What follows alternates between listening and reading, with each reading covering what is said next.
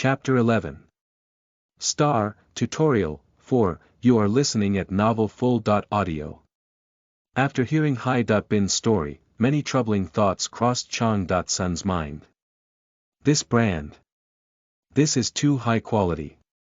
An amateur would never be able to create something like this. On top of that, imitating a symbol of Minerva was far out of an amateur's league. Marks and seals were never simple drawings. They were a kind of relic, infused with faith and divine power. Considering Minerva's divine class, it was impossible for a being of mediocre status to imitate her symbol and edit it as they pleased. It would take at least a star to achieve such a thing. If this was a demon, however, it would have to be a great devil at the demon king level. However, it seemed unlikely that a powerful being would do such a thing that only low-rank devils ordinarily did.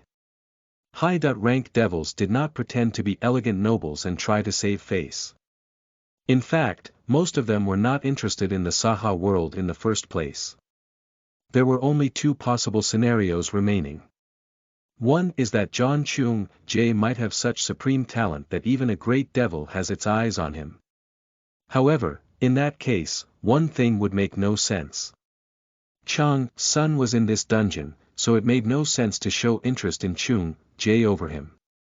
Of course, John Chung Jay could be an exceptional genius, still, it was hard to assume he could surpass Chang-Sun, who had once become a star. Then it has to be the other scenario. Chang-Sun stopped thinking about it. Whether a great devil had appeared because of the first scenario or the second, it would not harm him in any way. Even though he had found out what was going on, he had no intention to go and save the people who were in danger. In the end, they had chosen John Chung Jay, who had given them false hope, over Park Hae Song the soldier, of their own free will. It was the same whether one was in Arcadia or inside a dungeon. People had to take responsibility for their decisions. Although it was cruel, that was reality. Above all, Chang-Sun had to conquer the second sector. He could not spare time to attend to other matters. Now, the problem is, what to do with this kid. Chang-Sun quietly watched the shocked Wu Hai-Bin, who did not even have the strength to sob any longer. Although he had no intention of saving the people who were with Chung Jay, Hai-Bin was different. After all, she had informed him of new developments pertaining to the current situation in the dungeon, and she was right in front of him. No matter how cold-hearted he was not so cold as to abandon a child before his eyes without a second thought. Still, that did not mean he could carry the child around, as she would be a burden to him. He tried to think of the best answer. Suddenly, an idea flashed through his mind. Hold on. There's a role that even this child should be able to perform. Chang-Sun thought silently, his eyes shining. Just then, Hai-Bin looked up, having felt Chang-Sun's gaze on her. She quickly wiped her eyes. Afterward, the look on her face was completely different, having become one of ferocious tenacity. She's changed, Chang-Sun thought. Such a change normally meant one of two things. The person was either desperate or determined. It seemed that Hai-Bin had chosen the latter, as she said in a low voice, "Help me. Saving you from the flame, pattern bear should have been enough, right?" Chang-Sun replied. "Yes. I know. So please, ask me to do anything. Cleaning, laundry, cooking. I can do anything.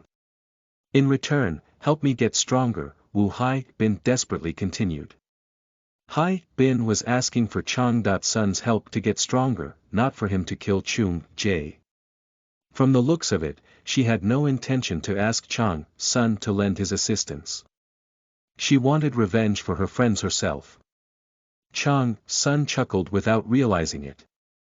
It was not only Hai.Bin's mindset that had changed, she looked like a totally different person now. He replied, "That's not necessary in a dungeon." "Then what do you want me to do?" "If you need." Hai-Bin exclaimed. Biting her lower lip, she grabbed the hem of her top. His expression stiffening, Sun bent over and batted away her hand, saying, "Don't do anything stupid. But there happens to be a job you can do. Are you sure you're really willing to do anything? The celestial world encircling serpent has a question about your plan."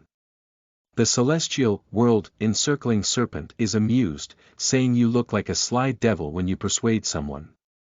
Without hesitation, Bin nodded as she answered, "Yes, anything." Sun also nodded, then pulled out something small from his inventory. Equipped, flame goat collarbone dagger. "Let's begin modifying the brand," Sun said. "Not erasing, but modifying." Bin realized the hidden implication of Sun's words and nodded heavily, gritting her teeth. This was going to hurt a lot. The cursed player, Xin Jin Guang, has died. Due to the stigma brand, their remaining life force now belongs to you. The cursed player, Kim Mina, has died. Due to the stigma brand, their remaining life force now belongs to you. The celestial